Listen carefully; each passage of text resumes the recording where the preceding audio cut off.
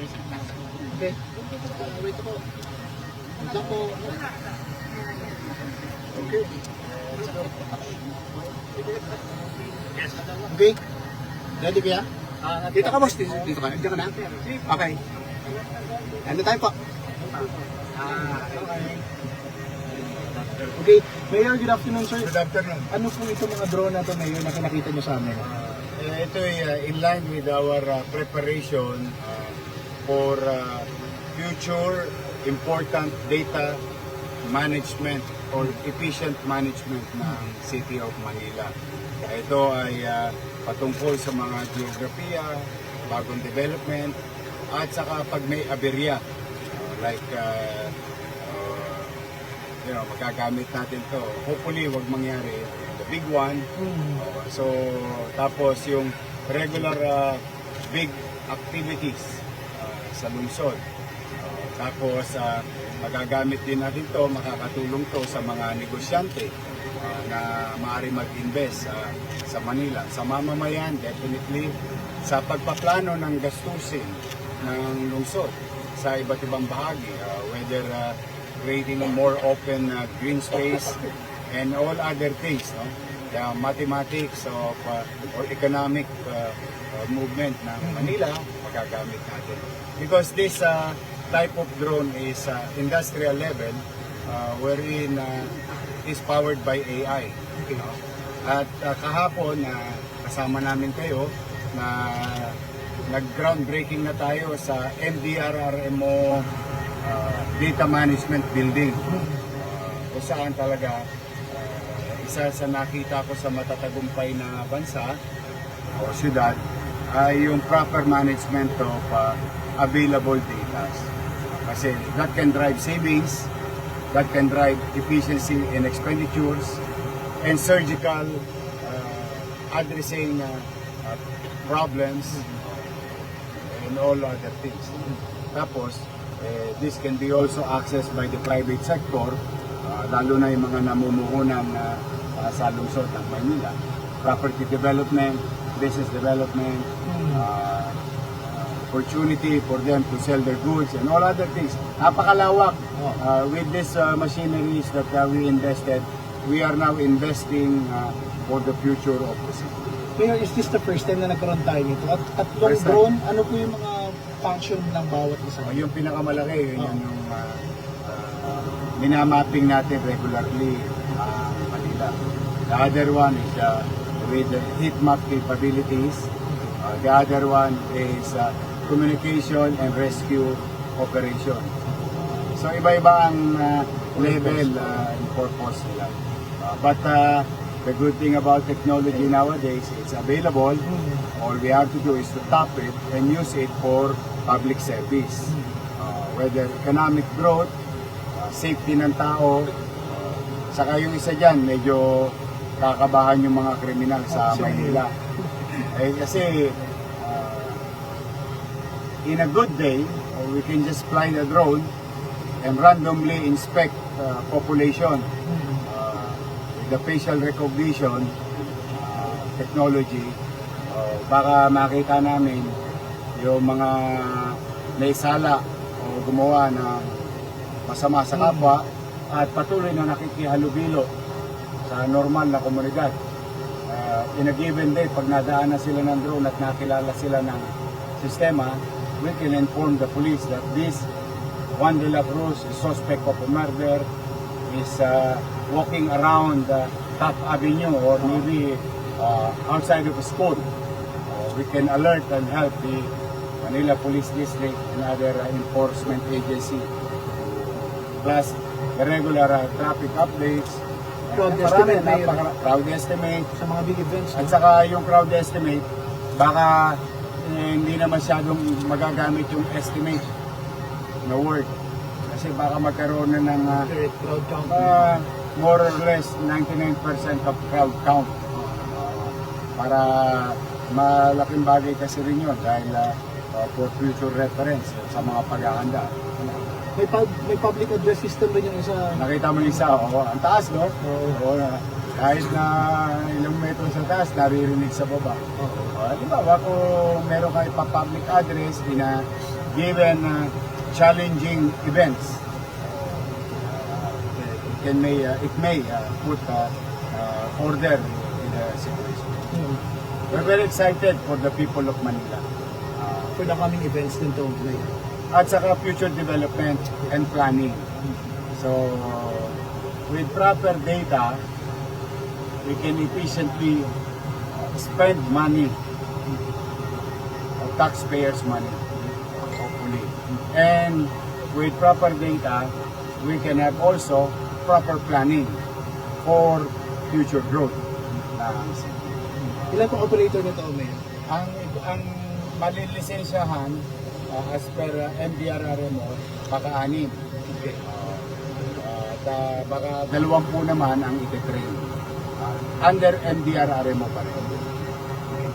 Mayor, sorry, may sundot ko lang po ibang topic, no? Kahapon nagpalabas na ng cease and desist order ng NTPB tungkol doon sa isang Natanggal agad yun. Opo. Thank you sa Thank you sa Visor. Kanina, Yorme, nakausap ko yung driver ng SUV, taga Las Piñas, sinanap ko rin siya. Nagpapasalamat siya sa government of Manila within 24 hours na. Ano pong reaction natin? Salamat naman kung na-appreciate ninyo yung aming policy. Alam nyo, walang gobyernong perfecto, that I know, at especially in a large organization like local government unit. But rest assured that one strike policy is still in effect. Pag may nag-commit na nanulongges ng mamamayan, wala na kagad trabaho. In fact, modesty aside, 1 hour after when we found out, thanks to Visor, yun, tanggal na kagad sa trabaho. Tinanggal na ni Director Dennis. Now, I think another lesson learned for our traffic enforcer at ang mga taong bayan ngayon talagang nagmamatsyag, vigilant. And kaya yung mga nakagawian nyo sa lumang panahon na para kay Edith Pati, tigil-tigilan nyo talaga yan. Sayang naman, mapapahiya kayo, walang pa kayo trabaho. Your city government, you know it already, what is due to them, we give to them sa aming mga empleyado. Ano Pero walang karapatan na mang-abuso ng mamamayan. Kaya I'm happy for that person na-appreciate niya yung action, immediate action ng city government of Manila. We'll do pa rin, sunod-sunod. Anong marching order mo, Yorme? Ganun pa rin. Kung totoo na hindi ko kayo mababantayan ng 24 oras, inanay tatay nyo, hindi kayo mabantayan ng 24 oras sa mga empleyado ng gobyerno ng Manila. But we make sure, one strike policy. Ano lang yan parang alam mo sa isang kaig ng kamatis. Pag may bulok na isa, tanggalin mo agad kasi makakahawa ko. I hope this can be another lesson. Kasi it's been a while na maraming natakot na enforcer. Baka siguro, akala nila, oy, pwede na ulit. Pwede na ulit kayo matanggal. Kasi sa isang trabahante, kaya kami hindi nangingiming tanggalin. Sa isang trabahante matatanggal namin, may 100 nakapila na gusto magtrabaho sa gobyerno. So, elimination lang yan. One way or another, magkikinuha sila. Dapat naman talaga magtino. Kaya sa amin, sa mga taga-lungsod at mga dumadako sa lungsod ng Maynila, do our best, rest assured that itong mga loko-loko na to, total loko-loko, daling ko na kaya sa mental. Hindi namin ito tolerate. We will not. Do our best, maging maayos at panatag. Nakita nyo nga po ito, mga ito future proofing of where the city of Manila is going. Thank you, Mayor. Thank you.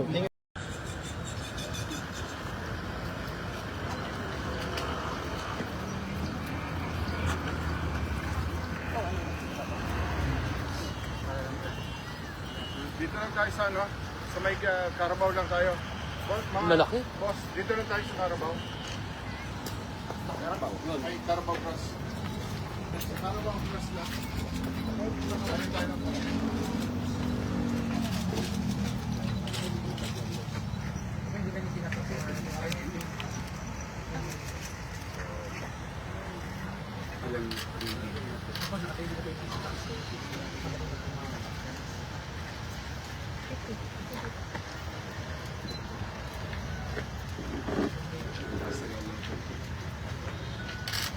Kaya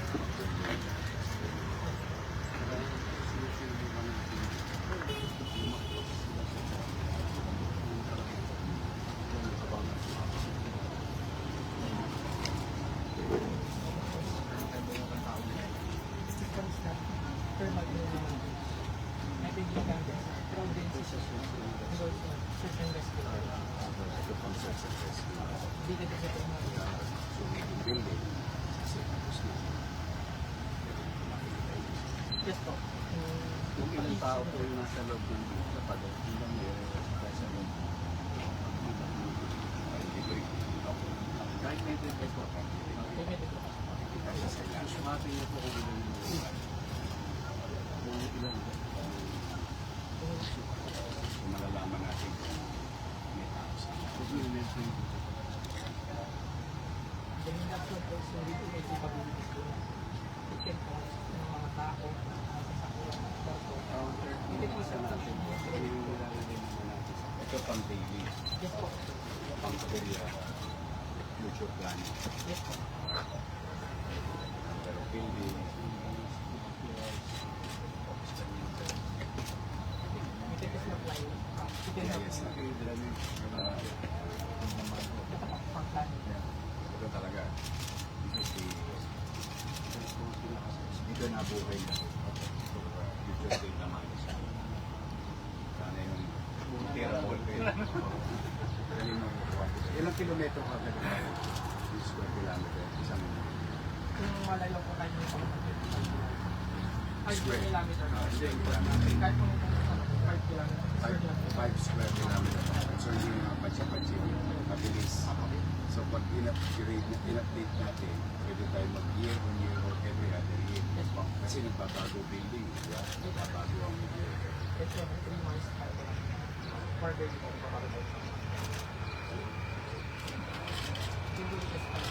Sige, try mo. Doon. Ito yung ano niya. Ano naman yung triangulo niya? Ay, Boss, yan po yung magpapabalik. Moving. opo. Yan may parang 25 kilometers. Alam po ng drone ko saan dito. Siya uwi. Moving niya.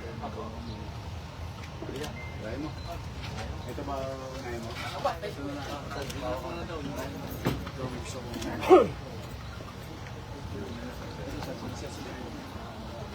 Alam ko sir, sabi